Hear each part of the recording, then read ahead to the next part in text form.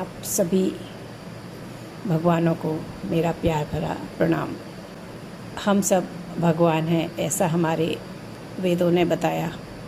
अहम ब्रह्मास्मि, मैं भगवान हूँ और तत्त्वम असि, तुम भी वही हो, यह डिक्लेयर किया गया।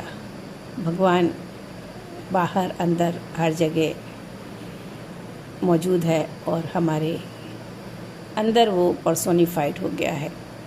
मतलब कि जैसे कहा वेदों ने तस्य प्रतिमा नास्ति, और इसके साथ ये भी कहा कि वह किसी भी रूप में प्रकट हो सकता है। तो उसकी प्रतिमा है भी और नहीं भी है, दोनों बातें हैं, क्योंकि वो कण कण में मौजूद है, तो वो हर जगह है। तो योग, पहले तो योग दिवस की आप सभी को बहुत बहुत शुभकामनाएं। और योग दिवस एक ऐसे समय में डिक्लेयर हुआ जब हमारी पृथ्वी एक ट्रांजिट से गुजर रही है। हमारी धरती माँ अपने वाइब्रेशंस को बढ़ा रही है। जब वाइब्रेशन बढ़ेंगे तभी सतयुग आएगा, क्योंकि एवरीथिंग इज़ एनर्जी। तो ऐसे समय में सभी के वाइब्रेशन बढ़ना ज़रूरी है, क्योंकि धरती माँ के वाइब्रेशन हमारे वाइब्रेशन से जुड़े हैं। हम धरती माँ के बच्चे हैं।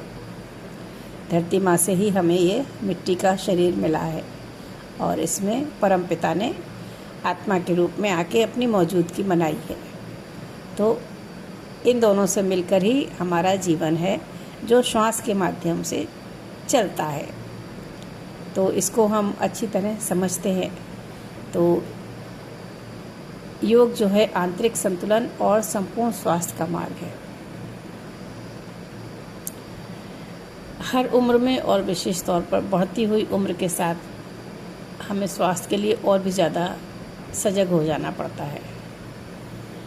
तो योगा डे इसीलिए डिक्लेयर हुआ कि हम सभी लोग अवेयर हों, कॉन्शियस हों। हम एक दूसरे को कॉन्शियस बनाएं, अवेयर बनाएं कि स्वास्थ्य के लिए योगा करना ज़रूरी है। और इसमें हमारे प्राइम मिनिस्टर नरेंद्र मोदी का बहुत बड़ा योगदान है योगा डे को डिक्लेयर कराने में, और योगा को जन जन में लोकप्रिय बनाने के लिए उन्होंने योगा प्रोटोकॉल बनवाया। उन्होंने बहुत ही एक्टिव होकर इसमें बराबर पार्टिसिपेट किया, इसके ऊपर काम किया और करवाया। तो योगा डे बहुत जोश से हमारे पूरे भारत में मनाया जा रहा है, बल्कि पूरे विश्व में मनाया जा रहा है। तो भारत की योग एक प्राचीन परंपरा है। अगर हम देखें तो हमारे ऋषि मुनि जब उनके पास शिष्य आते थे तो पहले वो उसको योगा सिखाते थे, दो ही काम कराते थे, योगा करो और सेवा करो। तो योगा करने से उनका शरीर उन कॉस्मिक ऊर्जाओं को लेने के लिए सक्षम बन जाता था जो आगे वो उनको देना चाहते थे, और सेवा करने से उनका अहंकार नष्ट हो जाता था और उनके कर्म नष्ट हो जाते थे। तो इन दो चीज़ों को करने से वो शिष्य रूप में तैयार हो जाता था उन मंत्रों को और उन साधनाओं को करने के लिए, जिनको करने से हमारे अंदर कॉस्मिक ऊर्जाएं आ जाती हैं और हम ज्ञानवान बन जाते हैं और हम भगवान बन जाते हैं। तो हमारे अंदर जो भगवान है उसको भी जगाना पड़ता है। होता क्या है कि हम इस दुनिया में भूल जाते हैं कि हम भगवान हैं। तो योगा भी उस अंदर बैठे भगवान को जगाने का ही एक प्रोसेस है।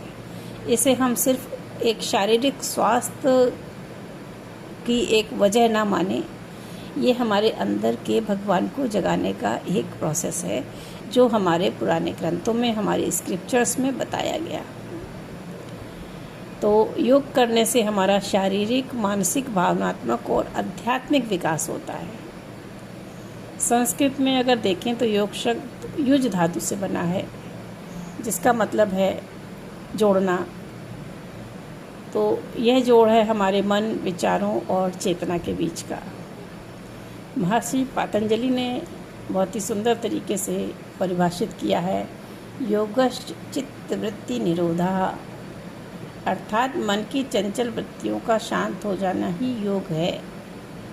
हमारा मन हमेशा भूतकाल की यादों और भविष्य की चिंताओं में उलझा रहता है। योग हमें वर्तमान क्षण में जीना सिखाता है।